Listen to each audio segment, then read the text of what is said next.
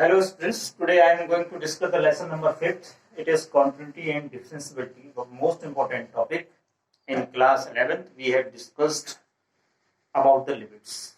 And this chapter is related to that concept. In class 11th, we have learned how can we find the limits. Actually, when we are going to discuss about the continuity, this chapter is divided into two parts. First is continuity and second is differentiability. Now today, I am going to define some basic concept of continuity. What is the means of continuity? I have taken one example here. Suppose we have a function fx equal to in curly bracket 1 when x is less than or equal to 0 and 2 when x is greater than 0. Now I am going to represent this function in the geometrical way. How can we represent this one? This is y-axis and this is x-axis, y dash and x dash. अब इसका means क्या हुआ? सबसे पहले हमको इसको समझने की जरूरत है कि इसका मीन्स क्या है.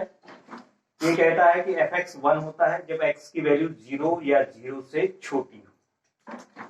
तो सपोज करो इस लाइन को और आगे एक्सटेंड करते हैं इस तरीके से. यहाँ पर -1 है, -2 है, -3 है, यहाँ +1 है, +2 है, +3, अब तो बहुत सारी वैल्यूज होंगी. अब -1 लेंगे तो 1 ही आएगा. सपोज करो यहाँ पर 1 है और यहाँ पर 2 है, ये आ जाएगा. -2 लेंगे तब भी ये 1 ही आएगा और -3 लेंगे तब भी 1. और इसको आप यहाँ ओपन ब्रैकेट से ज्वाइन कर देंगे क्लोज ब्रैकेट से. फिर जब आप 2 लेंगे 1 पर 2 ही आना है, 2 पर 2 आना है, 3 पर 3 आना है और इसको इस तरह से ज्वाइन करेंगे तो आप देखेंगे इस तरह का ग्राफ बनेगा और यहाँ पर ओपन इंटरवल आएगा. क्योंकि ये देखिए x इज ग्रेटर देन 0 है, इक्वल का साइन नहीं है. वैसे भी आपको पता होना चाहिए कि जब हम लिमिट्स में इस तरह के क्वेश्चंस को डिस्कस करते हैं तो इक्वल का साइन एक ही जगह यूज करेंगे. तो जब आप इस तरह के ग्राफिकल रिप्रेजेंटेशन को करेंगे तो आपको देखना है कि ये जब आप इसको ड्रॉ कर रहे हैं तो उस समय पेन आपको उठानी पड़ेगी, पेन को लिफ्ट करना पड़ेगा, तभी आप इस तरह के ज्योमेट्रिकल रिप्रेजेंटेशन को कर सकते हैं. तो जो ज्योमेट्रिकल डेफिनेशन है लिमिट्स की, जो डेफिनेशन है ज्योमेट्रिकल रिप्रेजेंटेशन के अकॉर्डिंग, उसमें आपसे ये कहता है कि कोई भी फंक्शन कॉन्टिन्यूअस तब होता है जब उसमें कोई ब्रेक ना आए या आपको पेन को लिफ्ट ना करना पड़े. तो इस तरह के फंक्शन को क्या कहा जाता है? कॉन्टिन्यूअस कहा जाता है. तो यहाँ पर हमने देखा कि जब हम 0 या 0 छोटी वैल्यूज के लिए कर रहे थे तब तो सीधे आपकी स्ट्रेट लाइन होगी, लेकिन जैसे ही आप ग्रेटर देन 0 के लिए तो आपको पेन लिफ्ट करने पड़ेगी. इसका मतलब ये जो गिवन फंक्शन है ये डिसकंटिन्यूअस है, डिसकंटिन्यूअस x इक्वल टू 0 पर डिसकंटिन्यूटी है. यानी 0 के अलावा जो पॉइंट हैं उन पर तो ये कॉन्टिन्यूअस है, लेकिन 0 पर ये क्या है? डिसकंटिन्यूअस है. ये ज्योमेट्रिकली हम इसको ऐसे समझ सकते हैं. अब बात करते हैं कि जो इसका एल्जेब्रिक इंटरप्रिटेशन है वो क्या है, यानी कॉन्टिन्यूटी को हम कैसे चेक करते हैं. सपोज करो कि आपको मैंने एक फंक्शन दे दिया fx equal to 2x plus 3 और यहां दे दिया मैंने 2x माइनस 3. ये x is less and equal to 2 and x is greater than 2 और मैंने कहा find all the point of discontinuity, find all the point of discontinuity. अब देखिए कैसे करें इसको, इस क्वेश्चन को कैसे. तो ये जो क्वेश्चन है find all the points of discontinuity, तो इससे आपको परेशान होने की जरूरत नहीं है. देखिए इस तरह के फंक्शन जब भी आपको दिए होते हैं, जिस पॉइंट पर ये फंक्शन नेचर चेंज कर रहा है वही पॉइंट हमको चेक करना होता है. चाहे क्वांटिटी चेक करनी हो चाहे डिसकंटिन्यूटी चेक करनी हो, उसी पॉइंट पर 2 पर ये फंक्शन नेचर चेंज कर रहा है. अगर x की वैल्यू 2 या 2 से स्मॉलर है तो फंक्शन 2x प्लस 3 है और x की वैल्यू ग्रेटर देन 2 है तो इस फंक्शन की वैल्यू 2x माइनस 3 है. तो ये बात बिल्कुल डिसाइड हो गई कि जो हमारा पॉइंट ऑफ डिसकंटिन्यूटी होगा वो 2 होगा. अब हम इसको चेक करते हैं. तो पहले हम इसकी लेफ्ट हैंड लिमिट निकालेंगे, फिर राइट हैंड लिमिट को फाइंड आउट करेंगे. लेफ्ट हैंड और राइट हैंड लिमिट्स को हमने क्लास 11th में डिस्कस किया है. तो कैसे करेंगे? पहले मैंने क्या किया, यहाँ पर limit x tends to 2 negative दिया. 2 नेगेटिव का मतलब है कि you are going to find out the left hand limit और इसके लिए हमने क्या ले लिया 2x प्लस 3. वैल्यूज पुट करेंगे, यहाँ पर 2 हमने पुट किया तो ये 7 आ जाएगा देन मैंने लिया limit x tends to 2 positive of 2x minus 3। अब यहां मैं 2 पुट करूंगा तो ये क्या आ जाएगा 1। इस तरह से मैंने देखा कि LHL is not equal to RHL। पहला पॉइंट ये हो गया। तो जाहिर सी बात है कॉन्टिटी के लिए पहला पॉइंट यही होता है कि LHL जो है वो किसके इक्वल होना चाहिए, RHL के इक्वल होना चाहिए। अगर ऐसा है तो वो फंक्शन कॉन्टिन्यूअस हो सकता है, क्योंकि एक क्राइटेरिया और है। ये तो फर्स्ट साइट में ही डिसकॉन्टिन्यूअस हो गया, यहीं पर मैं आंसर लिख दूंगा it is discontinuous at x equal to 2। लेकिन कई बार ऐसा भी होता है कि जैसे मान लीजिए एक एग्जांपल लेते हैं, fx इक्वल टू, मैंने आपसे कहा 2x प्लस 3 एक फंक्शन है और मैंने आपसे कहा कि चेक करो कि ये फंक्शन कॉन्टिन्यूअस है या नहीं। तो देखिए इस तरह के क्वेश्चंस में फिर आपका क्वेश्चन रेज अप हो सकता है कि सर किस पॉइंट पर करेंगे। तो आपको मैं एक चीज यहां पर लिख दूं, आप लोग उसको अपने कॉपीज में भी मेंशन करें। लीनियर एक्सप्रेशन जितने भी होते हैं, linear expression, number 2 trigonometric function, number 3 polynomial function, number 4 exponential function, number 5 logarithm function और number 6 modulus function. all are continuous for every real number। ये जो मैंने फंक्शंस यहां पर मेंशन किए हैं, linear, trigonometric, polynomial, exponential, logarithm, modulus, ये सारे फंक्शन किसी भी रियल नंबर के लिए कॉन्टिन्यूअस होते हैं। तो इसको देखिए fx equal to 2x plus 3, ये लीनियर एक्सप्रेशन है। ये किसी भी रियल वैल्यू के लिए, रियल नंबर के लिए क्या होगा, कॉन्टिन्यूअस होगा। रियल नंबर मतलब कुछ भी आप ले सकते हैं, 1 2 3 4, 1/2 3/4, -1 -2 -3/4, कोई भी वैल्यू आप ले लीजिए, उसके लिए फंक्शन कॉन्टिन्यूअस होगा। यानी अगर आप इसके लिए ग्राफ ड्रॉ करेंगे तो कहीं पर भी ब्रेक्स नहीं आएंगे या आपको अपनी पेन को लिफ्ट नहीं करना पड़ेगा। अब हम चेक करते हैं कि फंक्शन कॉन्टिन्यूअस है या नहीं। देखिए इसका सॉल्यूशन मैं यहां पर कर रहा हूं। पहले आपने लिमिट, पहले यहां पर आप एज्यूम करेंगे, late fx is continuous at x equal to a where a belongs to r। आपने सपोज किया कि ये फंक्शन जो है a पर कॉन्टिन्यूअस है और a कोई भी रियल नंबर हो सकता है। अब मैं इसको चेक करूंगा, limit x tends to a negative of 2x plus 3, तो ये 2a प्लस 3 आ जाएगा। फिर limit x tends to a positive check करूंगा तो ये 2a प्लस 3 ही आएगा। फिर इसमें एक चीज और चेक करनी होती है, fa, यानी जहां पर फंक्शन में x है उसको आपने a से रिप्लेस करना है, तो ये क्या आ जाएगा 2a प्लस 3। तो देखिए इसमें तीन चीजें हमने फाइंड आउट की, left hand limit, right hand limit और fa, तीनों इक्वल आ रही है।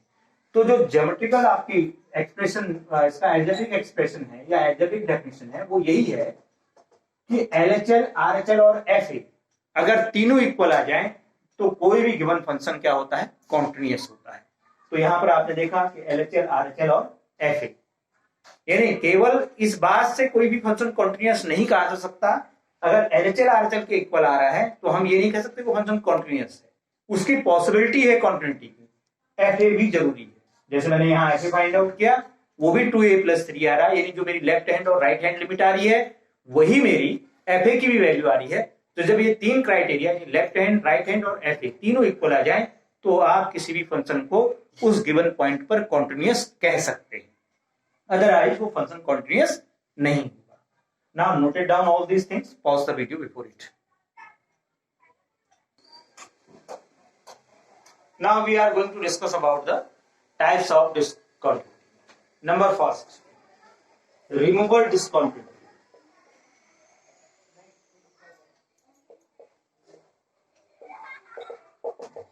रिमूवेबल डिस्कॉन्टिन्यूटी क्या है? रिमूवेबल डिस्कॉन्टिन्यूटी का मतलब होता है कि अगर आपके पास LHL, if LHL equal RHL not equal to FA, यानी LHL और RHL तो इक्वल है, लेकिन FA की वैल्यू डिफरेंट आ रही है। तो इस तरह की कॉन्टिन्यूटी को इस तरह की डिसकॉन्टिन्यूटी को रिमूवेबल डिसकॉन्टिन्यूटी कहते हैं। एक एग्जांपल के थ्रू हम इसको क्लियर करना चाहेंगे। सपोज करो कि मेरे पास एक फंक्शन है 2x जब x is less than equal to 2 है, फिर 2 है जब x इक्वल टू 2 है, फिर x स्क्वायर है जब x इज ग्रेटर देन 2। अब देखिए, पहले मैं इसके लिए लेफ्ट हैंड लिमिट निकालूंगा, limit x tends to 2 negative, ये फंक्शन इसके लिए एग्जिस्ट करेगा 2x, तो ये आ गया 4। फिर राइट हैंड लिमिट के लिए ये वाला फंक्शन रिप्रेजेंट होगा, limit x tends to 2 positive of x square, ये भी क्या आ गया 4। और फिर मैंने क्या फाइंड आउट करना है, fa। a की वैल्यू क्या है मेरे पास यहाँ 2, तो ये पहले से ही मालूम है कि अगर आप x इक्वल टू 2 रखेंगे तो फंक्शन क्या आ जाएगा 2 आ जाएगा। तो इस तरह से आपने देखा कि LHL और RHL तो इक्वल है, LHL इक्वल टू RHL है, बट ये F2 के इक्वल नहीं है। इस तरह की कॉन्टिन्यूटी को, इस तरह की डिसकॉन्टिन्यूटी को रिमूवेबल डिसकॉन्टिन्यूटी कहा गया है, क्योंकि हम इसको रिमूव कर सकते हैं। कैसे? इफ ये कब कॉन्टिन्यूअस हो सकता है, आप कंडीशन लिख रहे हैं, ये कंडीशन क्या होगी, इफ fx क्या हो जाए 2x, x ये तो ऐसे ही रहेगा, लेकिन 2 की प्लेस पर क्या हो जाए 4 हो जाए x इक्वल टू 2 पर, और ये तो बाकी सारी चीजें ठीक है, केवल fa की वैल्यू की वजह से ही ये डिसकॉन्टिन्यूअस हो रहा था, क्योंकि यहाँ fa की वैल्यू 2 थी। अब हमने इसको कहा कि अगर fx में x इक्वल टू 2 पर 4 आ जाए तो ये गिवन क्या हो जाएगा, फंक्शन क्या हो जाएगा, कॉन्टिन्यूअस हो जाएगा। इफ fx इक्वल टू इतना, then fx is continuous at x equal to 2। एक बात हमेशा याद रखिए, जब भी हम रिमूवेबल डिसकॉन्टिन्यूटी की बात करेंगे तो एक क्राइटेरिया पहले से पूरा होना चाहिए। वो क्या है कि हमारा LHL और RHL इक्वल होना चाहिए, तभी हम इस तरह की डिसकॉन्टिन्यूटी को रिमूव कर सकते हैं।